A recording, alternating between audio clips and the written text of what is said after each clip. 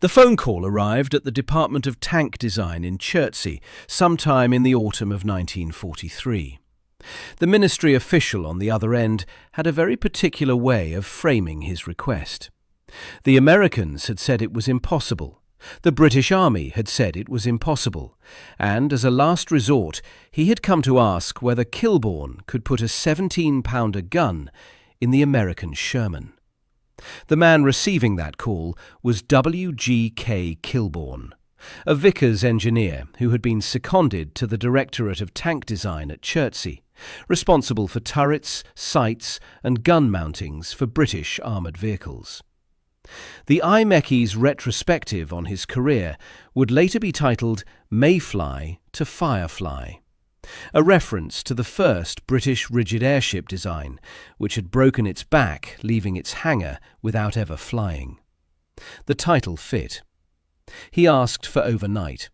He said he would have an answer, one way or the other, in the morning. He took the drawings home. The problem, laid out on his kitchen table, was geometric, and it was unforgiving. The Sherman's turret ring measured 69 inches across, wide enough, in theory, to accommodate the 17-pounder's bulk. The difficulty wasn't width. It was what the gun did when fired. The 17-pounder's barrel travelled 40 inches backward to absorb recoil. 40 inches. The rear of the Sherman's turret, behind the breech, offered nothing close to that clearance. Every previous attempt to solve this had ended with the same conclusion. The gun, in standard configuration, simply wouldn't fit inside the space available. Kilbourn worked through the geometry. The recoil cylinders, normally stacked behind the breech in a single vertical arrangement, could be separated and mounted laterally, one on each side of the gun. The width of the turret, which was the asset everyone else had noted and then dismissed as insufficient, became the working space. If the cylinders came apart and flanked the barrel, the total rearward travel could be contained within the turret's dimensions. The breech was a second problem. Designed to open vertically, the shell feeding down from above, it required overhead clearance that the turret ceiling refused to provide. Rotate the breech 90 degrees so it opened horizontally, and the loader could feed rounds from the left. The geometry of a horizontal opening fit where a vertical one couldn't. He rang London in the morning. The gun could fit. 1/8 of an inch of clearance between the breech and the turret wall. He told them to send him a design team and told them he would have it finished by Christmas. When it was all finished, he later recalled, being sent to a ministry establishment at Fort Halstead, where he laid out the complete solution in front of a dozen or so senior officers, before it was finally agreed that the job could be done. A dozen senior officers looking at drawings of a solution they had been told was impossible. The Americans had said it was impossible. The British Army had said it was impossible. One engineer, at his kitchen table in Chertsey, with a set of dimensions and a geometry problem, proved it wasn't. And then, when the conversion was engineered, tested, scaled to production and ready, with Fireflies delivered to the 21st Army Group before D-Day on June 6, 1944, the Americans still declined. That decision, and the institutional logic that made it feel defensible, sent American tank crews into France in machines that both sides knew were outgunned. It's a story about doctrine, overconfidence, and the particular difficulty institutions have in admitting that someone else solved a problem they hadn't fully acknowledged they had. The Ordnance quick-firing 17-pounder had an origin story that was, in the most literal sense, borrowed from a different war. QF stands for quick-firing, a designation meaning the ammunition is fixed, propellant and shell united in a single brass cartridge case, allowing faster loading than separate loading guns. The cartridge case the designers chose wasn't new. It was adapted from the QF 3-inch 20 couple weight anti-aircraft gun, a weapon that had defended British cities against German Zeppelins since 1916. The brass casing that would fire 17-pounder rounds at Tiger tanks in 1943 had been punching holes in airships over London 27 years earlier. That's not metaphor, it's ballistics lineage. The gun itself, officially the Ordnance QF 17-pounder, 76.2mm caliber L/55 barrel, wasn't designed from scratch to counter any particular German tank. The pounder nomenclature refers to the weight of the projectile, approximately 17 pounds, rather than the caliber in millimeters. Design work on a replacement for the QF 6-pounder began as early as 1941, with prototype production underway by 1942. The British Army formalised its decision to adopt the gun as standard anti-tank equipment in December 1942. The problem that accelerated everything arrived in Tunisia around the same time: the Tiger I. The Tiger I was 56 tons of steel with 100mm of frontal armour and an 88mm gun that could destroy most Allied tanks at distances where those tanks couldn't effectively reply. The British had a gun coming that could handle it, but its own carriage wasn't ready. So they improvised. The first 100 prototype 17-pounders were mounted on 25-pounder field gun carriages and shipped to North Africa under the designation 17/25-pounder Pheasant. The gun arrived in Tunisia before its own wheels existed. It entered combat in February 1943. On March 6, 1943, at the Battle of Medellin, 17-pounders engaged and destroyed Tiger I tanks, the gun's first confirmed anti-Tiger engagement, using an improvised mount on a carriage designed for artillery rather than anti-tank work. It performed well enough to confirm the design was sound. The question was finding it a proper vehicle.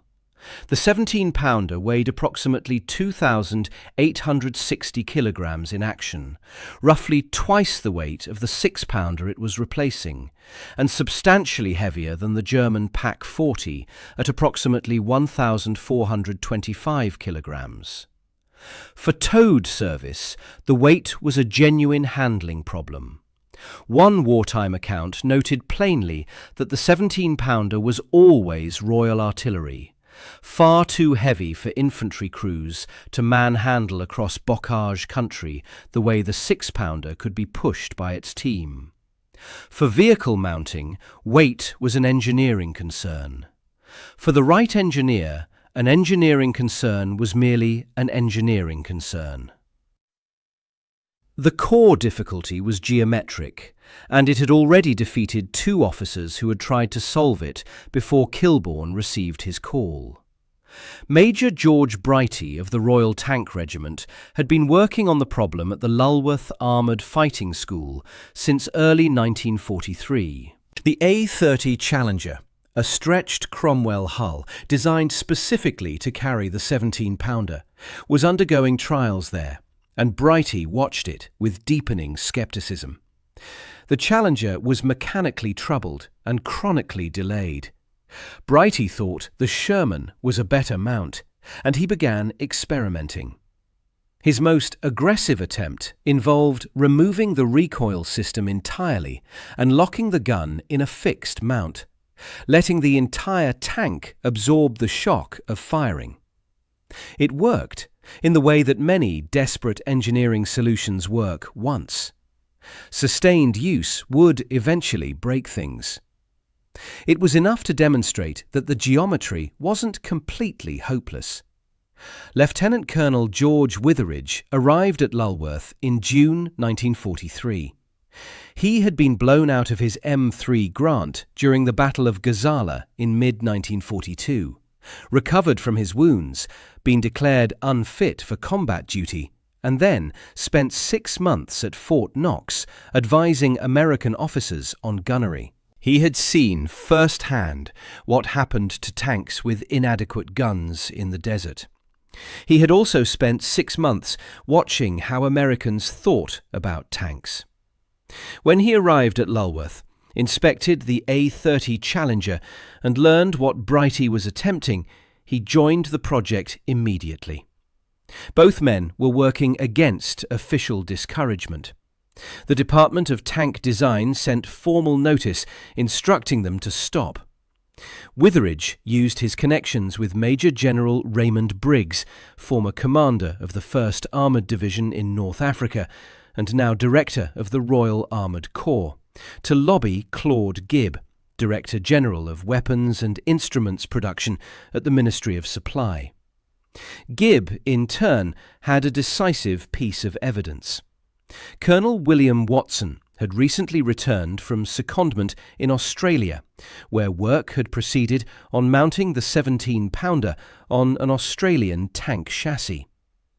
The gun had already been fitted in a vehicle. The impossibility argument was undermined before it could be properly assembled. The project moved from the enthusiastic amateurs at Lulworth to the professional designers at Chertsey.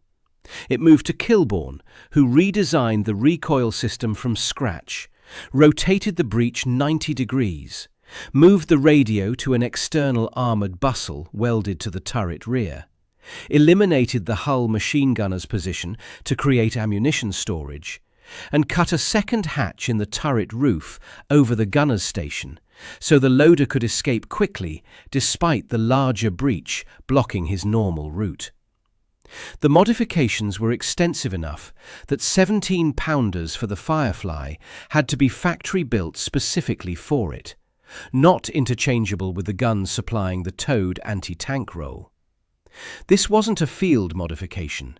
It was a purpose-engineered conversion, requiring its own dedicated production line. The Firefly had no armour advantages over the standard Sherman, and no mobility advantage. The only improvement was the gun. That was the only improvement that mattered. The War Office issued formal orders for Firefly production on January 6, 1944. By the end of May 1944, deliveries to the 21st Army Group were well underway. The production order was for 2,100. The Cromwell, which had been expected to carry its own high-velocity 75mm gun, turned out to have a turret ring too narrow for the weapon. Winston Churchill personally designated the Firefly highest priority. British tank troops received 1 Firefly per 4-tank troop as standard D-Day allocation. The gun was ready. It had been tested, produced, and proven in the field. The Americans had watched all of this happen and declined. The American decision chain on the 17-pounder doesn't resolve to a single meeting or a single villain. No named official appears in the primary records, attaching his name to a documented rejection on grounds of national pride. The research is clear on this gap. What the records do show is a system that consistently found reasons, technical, doctrinal, logistical, to stay exactly where it was, despite a proven British weapon demonstrating on actual battlefields that the problem the system hadn't fully acknowledged was real. The British offered the 17-pounder to the United States in 1943. The offer received what the sources describe as a cool reception. The US Ordnance Department tested a Firefly turret at Aberdeen Proving Ground during the winter of 1943 and 1944, comparing the 17-pounder against the 90mm Gun M3, then under development. Their conclusion: the 17-pounder was generally inferior to the 90mm gun.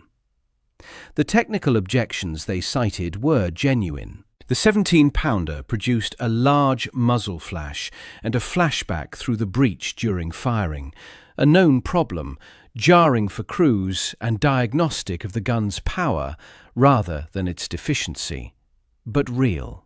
The turret fit was cramped, reducing crew efficiency relative to a purpose-designed mounting. The gun's ammunition was a new caliber with no compatibility with existing American stocks. The recoil forces placed significant stress on the Sherman's turret ring. These were real engineering concerns, not manufactured pretexts. The ammunition logistics argument deserves genuine credit. The European theatre supply chain was already managing multiple calibers under genuine shortage conditions. 75mm, 76mm, 3 inches, 90mm. Adding the 17-pounder's unique 76.2 by 583mm R cartridge meant a dedicated ammunition stream through ports, depots, and forward supply points for a gun fitted to a proportion of Sherman tanks that would have to be resupplied separately from every other vehicle in the unit. The ETO ammunition shortage of autumn 1944 was severe enough to halt offensive operations. The logistical concern wasn't invented. The doctrinal argument was equally structured. Lieutenant General Leslie McNair, Commanding General of Army Ground Forces from March 1942 until his death by friendly fire during Operation Cobra on 25 July 1944, was the architect of American armoured doctrine. His position was direct: tanks support infantry. Tank destroyers, specialised mobile anti-tank units concentrated against armoured breakthroughs, kill enemy armour. This principle was codified in Field Manual 18-5, Tank Destroyer Field Manual, published June 1942 and revised July 1944. McNair's view was that distributing anti-tank capability in every tank, rather than concentrating it in specialist units, was inefficient. He described the cost-effectiveness argument in unambiguous terms.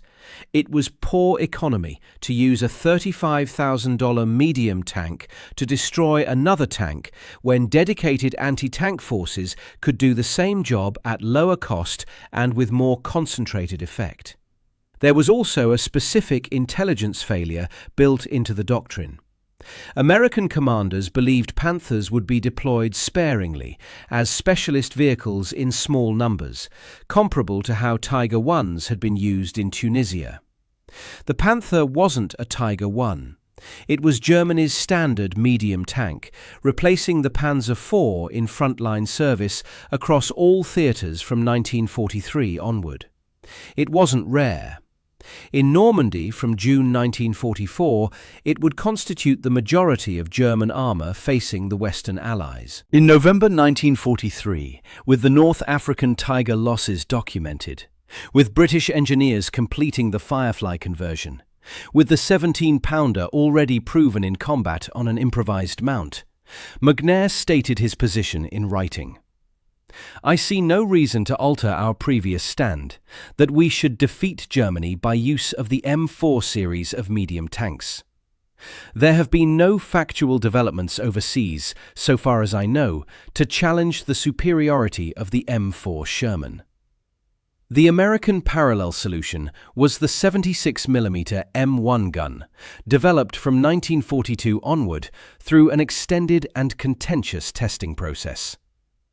In August 1942, 2 prototype guns were sent to Aberdeen, one on a fixed mount, one installed in an M4A1 turret. Tests found the barrel too long and unbalanced. 15 inches were removed, reducing barrel length from 57 to 52 calibers, and degrading anti-armor performance in the process. The gun was classified as substitute standard and recommended for production in 1,000 units. But General Jacob Devers from Armoured Force declined because the Armoured Board hadn't tested the new tanks. Another year of development followed, with new turret designs, counterweights, muzzle brakes, and ammunition improvements. The Armoured Board recommended production in August 1943. General Alvin Gillem, who took over Armoured Forces Command in mid-1943, raised fresh objections. The gun's high explosive charge was lighter than the 75mm. It raised dust clouds, obscuring the gunner's view after firing, and its penetration improvement over the existing 75mm was, in his assessment, 1 inch of caliber for a meaningful loss of infantry support capability. The gun advanced with reservations attached. Not one 76mm Sherman landed in France on D-Day. The first batch had been shipped to Britain in April 1944 and left there. On June 12, American commanders were offered the 76mm Shermans. The response, recorded by a reporting officer. All of the commanders were reluctant to see it take the place of the 75mm tank gun in any quantity. The belief, as late as the third week of the Normandy campaign, was that the 75mm could still handle the job. By July 2nd, with Panthers appearing throughout Normandy in concentrations nobody had anticipated, Eisenhower relayed tanker complaints to Ordnance. 10 days later, a board convened to determine what American weapons could defeat Panther frontal armour. The conclusion: none of the standard weapons in service could. The 3-inch gun on the M10 tank destroyer could penetrate the Panther's gun mantlet, but only from 200 yards. The 76mm Shermans, sitting unused in Britain, were urgently called forward for Operation Cobra in late July, 6 weeks after the landings. 102 arrived in France and entered combat on July 25, 1944. Their combat debut in October confirmed what the Ordnance Department had preferred not to advertise. Even the 76mm couldn't reliably penetrate Panther frontal armour at standard engagement ranges. Eisenhower, on receiving this information, said, "You mean our 76 won't knock these Panthers out? Why, I thought it was going to be the wonder gun of the war. Why is it that I'm the last to hear about this stuff? Ordnance told me this 76 would take care of anything the Germans had. Now I find you can't knock a damn thing with it." One internal American voice had been saying exactly this, at lower volume, for some time. Colonel George Jarrett, one of the most respected ordnance experts at Aberdeen Proving Ground, privately documented what he called the Army bureaucracy's refusal to realistically face tank facts and our blind refusal to face the truth of the situation, contrasting it with what he described as an ongoing sales program of favourable publicity. He wrote in early 1945, "We are little better off than at El Alamein." General Lewin Campbell, the US Army's Chief of Ordnance, offered a rather different public assessment in February 1945. "We need not only have no apology for any item of American ordnance in comparison with that of the enemy, but we're leading them all the way." Both men were describing the same armoured situation in the same theatre. The post-war American assessment eventually reached the plainest verdict available. A Defense Technical Information Center report on tank gun development stated directly, there was no technical reason that the US Army should have been the only major army in 1943 to 1944 to fail to develop a new high-velocity tank gun. The word "only" isn't rhetorical emphasis. Soviet forces fielded the T-34-85 with an 85mm gun capable of defeating Tiger I at combat ranges. The German army upgraded the Panzer IV's gun twice in 2 years in direct response to battlefield evidence. The British produced the 17-pounder and found a way to put it in the most widely available tank in the Western Allied inventory. The United States, facing the same evidence, found reasons not to. Since the argument rests on performance claims, the numbers need careful treatment. Penetration figures vary depending on testing methodology, the angle of the armour plate, whether it's homogeneous or face-hardened steel, the specific standard applied.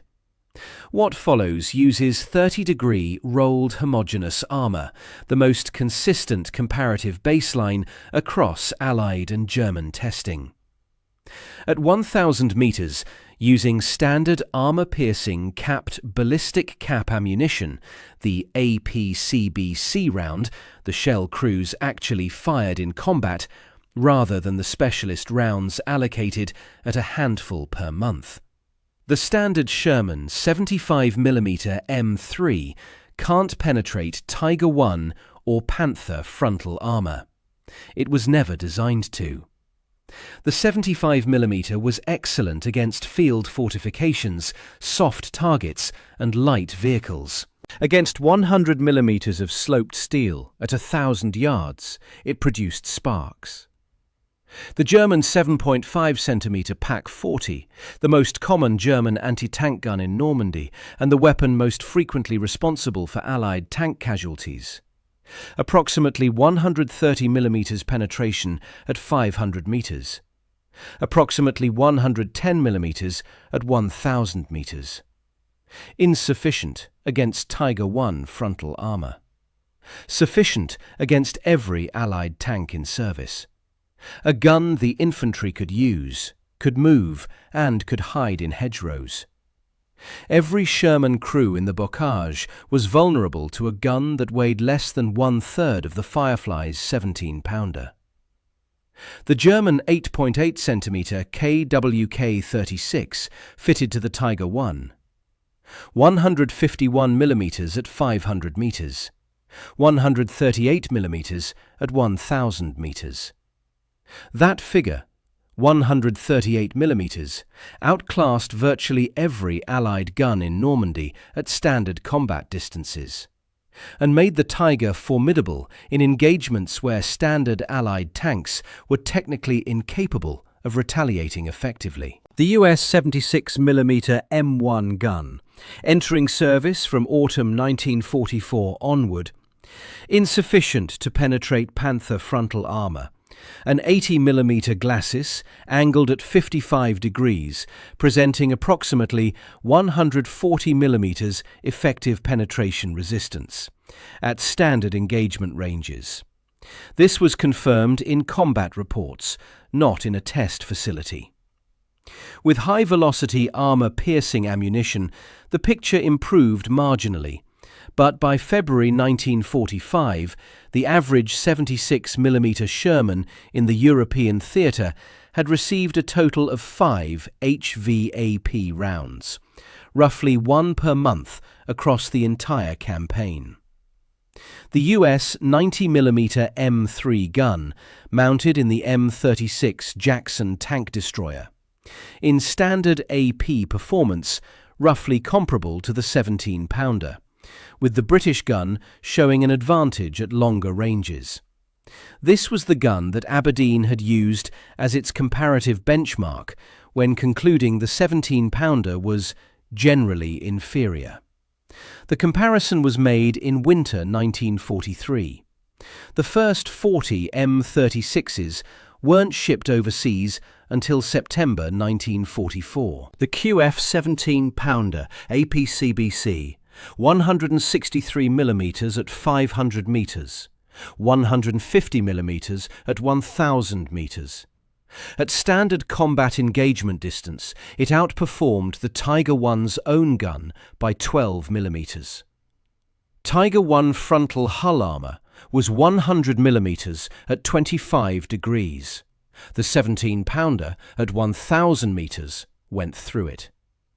Against the Panther, whose frontal armour defeated both the 76mm M1 and the Tiger I's own gun, the 17-pounder's 150mm at 1,000 metres was sufficient.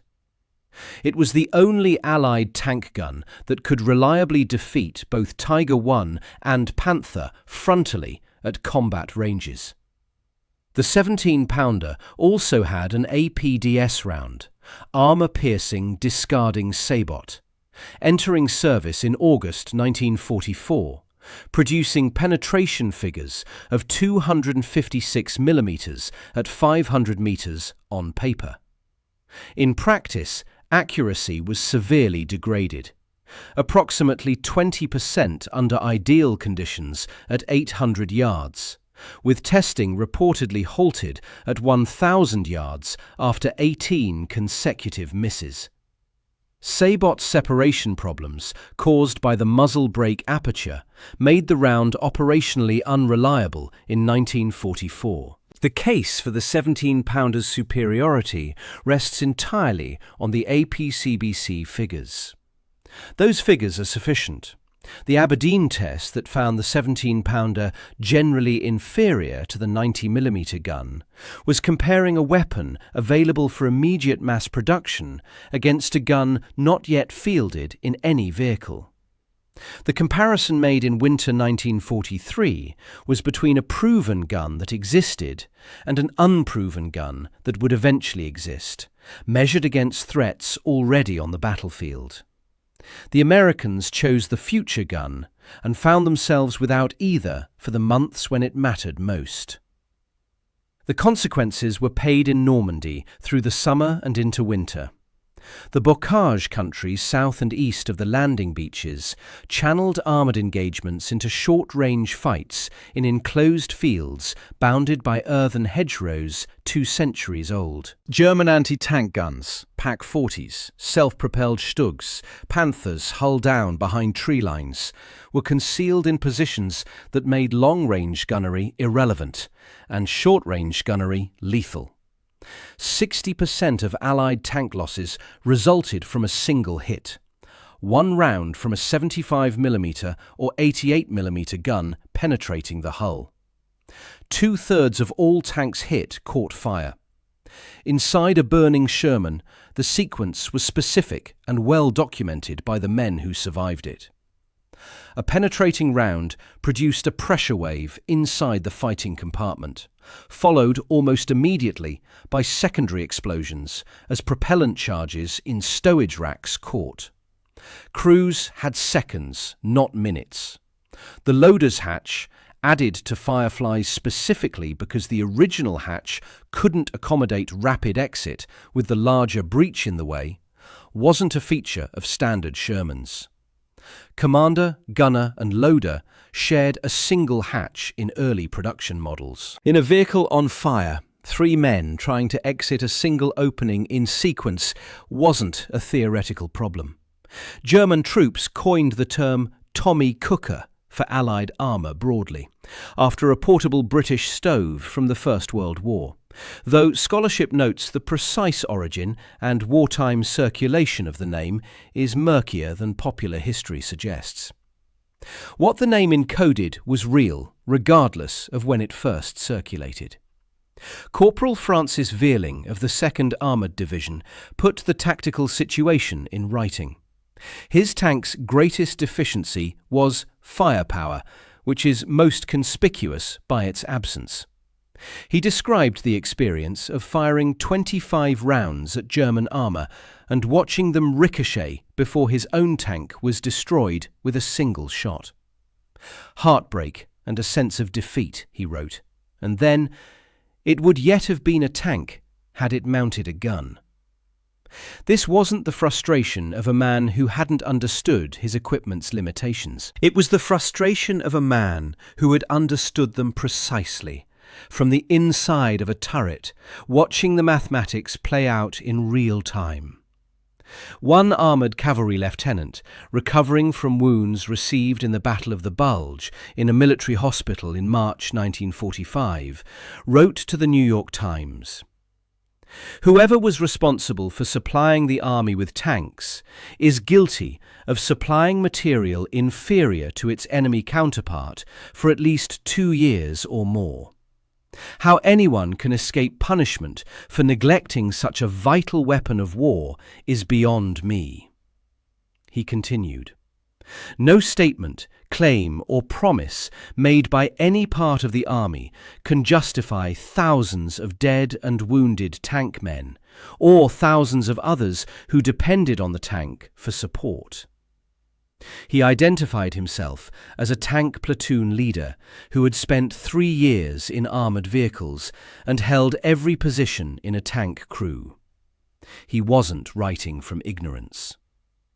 The 3rd U.S. Armoured Division entered the European campaign with 232 Sherman tanks. Over the full campaign, Belton Cooper, who served in the division's maintenance battalion and compiled combat loss reports as part of his official duties, recorded 648 completely destroyed and another 700 knocked out, repaired and returned.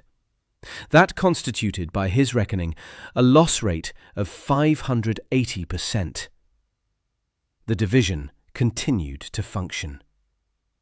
The subtitle of his memoir explains how.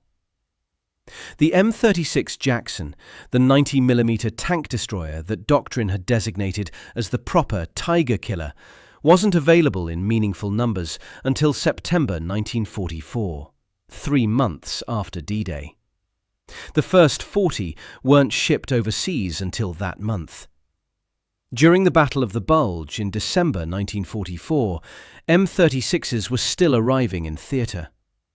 On the 21st of December 1944, American forces deployed M36 Jacksons in the Belgian Ardennes against the German armoured offensive. They helped. They weren't sufficient in number to substitute for what a tank-mounted gun could have provided across entire armoured formations, rather than in specialist detachments. The M4A3E8, the Easy 8, with the 76mm M1A2, made its combat debut during the same battle. It still couldn't reliably penetrate Panther frontal armour. It arrived 18 months after German heavy armour had established the tactical problem it was meant to address. The honest version of this story has to stop and ask whether the American rejection was actually as unreasonable as the losses make it seem. The ammunition logistics argument was real.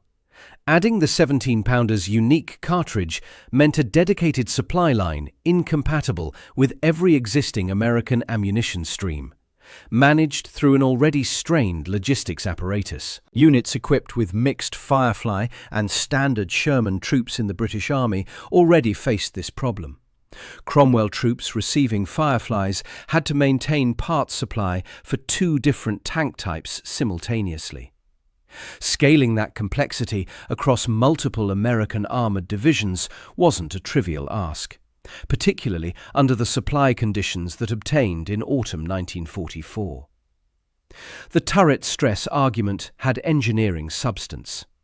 Kilbourn's modifications required purpose-built guns that couldn't be interchanged with guns serving the towed anti-tank role. American production retooling at maximum Sherman production rates carried a genuine opportunity cost. The tank destroyer doctrine, in its original context, wasn't irrational. Field Manual 18-5 embodied a coherent military theory. Concentrate anti-tank firepower in mobile specialist units. Mass it against armoured breakthroughs. Preserve tanks for what tanks were good at. Supporting infantry, exploiting gaps, maintaining momentum. Against Panzer IVs in North Africa in 1942, this had worked adequately. The failure wasn't the theory.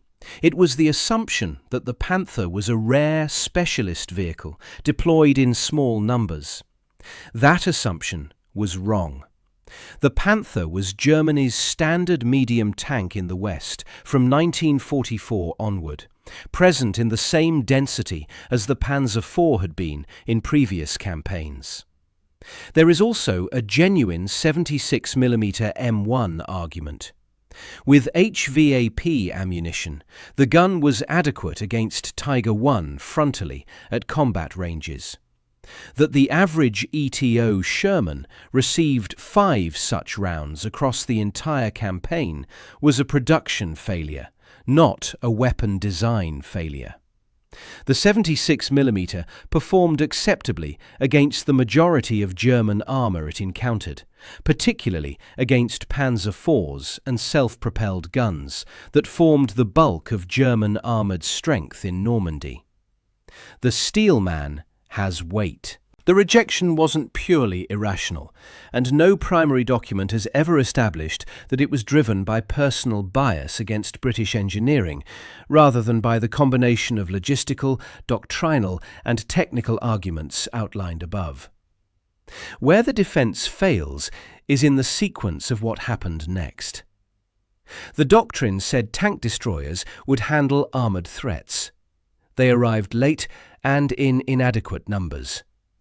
The 76mm gun that was supposed to be sufficient proved insufficient against the dominant German tank in the Western theatre. At every point where battlefield evidence challenged the institutional position, the institutional response was to question the evidence rather than revise the position, to trust the sales programme over the combat reports. Jarrett documented this at Aberdeen. Campbell demonstrated it publicly in February 1945. McNair, killed before the full consequences were apparent, had embodied it in November 1943, when he declared the Sherman adequate and found no factual developments to challenge this. The post-war American assessment agreed: no technical reason, the only major army. Those are strong words, and they were written by Americans about Americans decades later, when there was nothing left to defend. On August 8, 1944, during Operation Totalize south of Caen, SS Obersturmbannführer Michael Wittmann was killed near the village of Saint-Aignan-de-Cramnil. Wittmann was Germany's most celebrated tank ace, credited with approximately 138 tank kills, the majority accumulated on the Eastern Front in Tiger Is. He had led the raid on Villers-Bocage on June 13, 1944, when his Tiger and a small group of other tanks destroyed a significant portion of a British column and halted 7th Armoured Division's advance long enough to become the defining image of German armoured confidence in Normandy. He was awarded the Knight's Cross with oak leaves and swords. German propaganda had spent 2 years constructing his legend. He was, in the narrative the Wehrmacht chose to tell about itself, proof that a single Tiger and a skilled crew could hold the line against odds. 3 competing claims exist for his death: an RAF Typhoon active in the area during Totalize, a Canadian crew from the Sherbrooke Fusiliers who were operating nearby, and the attribution with the most credible support in the available scholarship: A Squadron of the 1st Northamptonshire Yeomanry, a British regiment equipped with Sherman Fireflies. The gunner most often named in recent scholarship is Trooper Joe Eakins, who served in a Firefly of that squadron. The Sherbrooke Fusiliers were in the same operational sector during Totalize, and the Canadian attribution appears in a number of popular accounts. The scholarly weight of available evidence at this point points to the 1st Northamptonshire Yeomanry. The kill is genuinely disputed, and presenting it as settled overstates what the records support.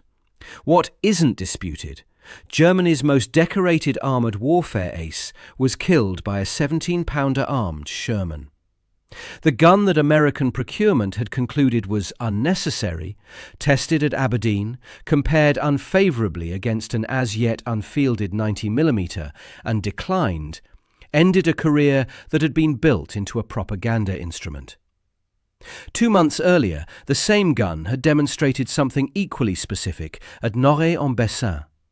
On June 9, 1944, 3 days after D-Day, Panthers of the 12th SS Panzer Division drove toward a Canadian infantry position at Norey, pressing forward despite anti-tank fire, turning their frontal armour toward the guns defending the ridge and daring them to try. 9 Shermans of the Fort Garry Horse deployed at approximately 1,000 yards, including several Fireflies. 7 Panthers were destroyed in minutes.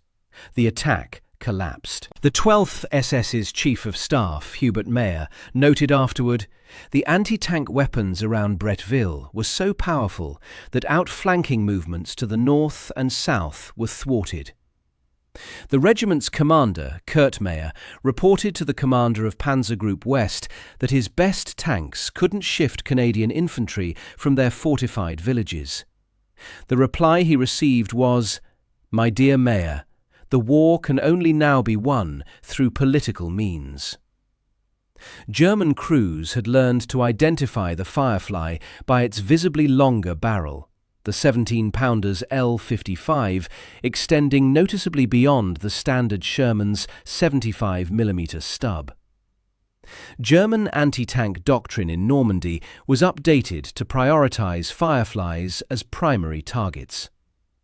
Firefly crews responded by countershading their barrels in two-tone paint, making them appear shorter from a distance. A gun that American procurement had found unnecessary was, by the third week of June, the most feared Allied weapon on the Normandy battlefield.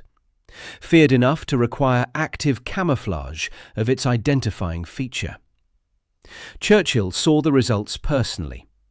On August 2, 1944, addressing Parliament, he described a visit to Normandy. There was an expanse of large fields of waving corn, out of which a grey stone village rose. Generals Montgomery and Dempsey brought me to this spot and invited me to count the broken-down Panther tanks which were littered about. I counted 9 in the space of about 1,000 yards square. The generals then told me that all these 9 had been shot with a 17-pounder from one single British Sherman tank from the side of the village wall. One can't help being impressed by these things when one sees them with one's own eyes. 1 Firefly, 9 Panthers. The Americans had decided they didn't need that. The clearest measure of how the evaluation had gone wrong came in December. The Ardennes offensive began on December 16, 1944, with German armour pushing through American lines in conditions that exposed everything the doctrine had promised to cover. Schaeff requested 100 Shermans in Britain be converted to Fireflies for American use. The gun that had been offered to the US in 1943 and declined was now being urgently requested from British stocks. Only 20 were reportedly shipped, and no solid evidence exists that any saw combat with American forces. In February 1945, 160 American Firefly conversions were officially authorized. In March 1945, approximately 18 were reportedly converted in Britain. The war in Europe ended in May. The Fireflies never shipped. December 1943, test and decline. December 1944, urgent request. February 1945, authorize production. May 1945, war over, Fireflies still in Britain. The gun they called unnecessary became, in the space of 12 months, the gun they needed urgently. The institution that had found technical objections to adopting it was now finding it impossible to get enough of them fast enough.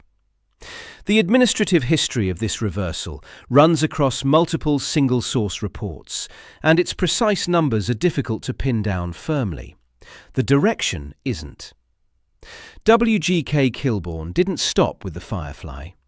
He went on to design the turret and gun mounting for the A-34 Comet, then the Centurion, the tank that would equip the British Army into the Cold War, initially armed with the 17-pounder before the successor 20-pounder QF took over.